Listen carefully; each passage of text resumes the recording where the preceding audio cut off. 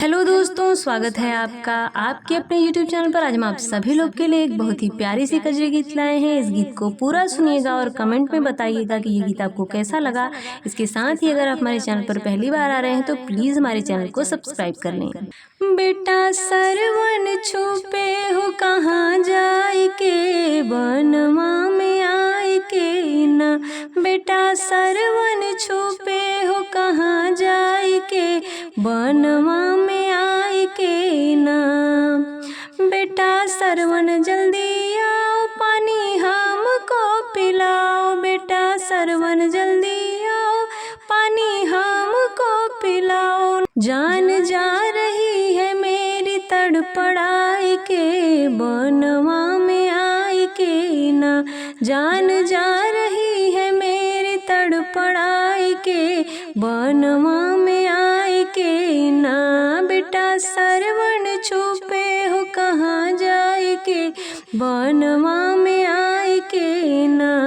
गए सरयू के तीर लाल भरने को नीर, गए सरयू के तीर लाल भरने को नीर। नहीं लौटे कमंडल डुबाई के, बनवा में आए के ना। नहीं लौटे कमंडल डुबाई के, बनवा में आए के ना।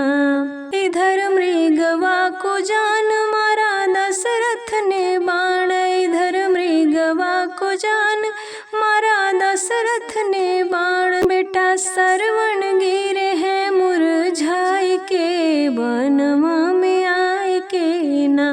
बेटा सरवन गिरे हैं मुरझाई के, बनवा में आए के ना।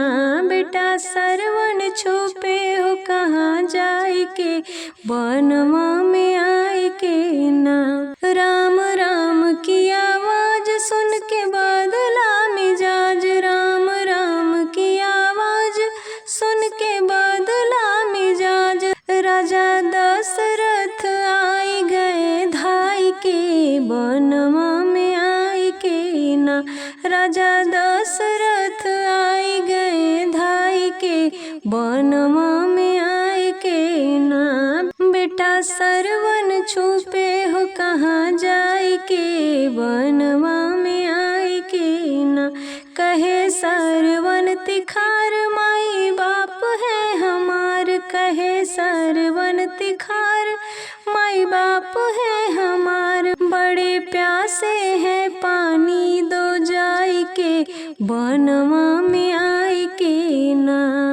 अंधी अंधा के पास गए हो के निराश, अंधी अंधा के पास गए हो के निराश। कहे अपना कसूर समझाई के, बनवा में आए के ना।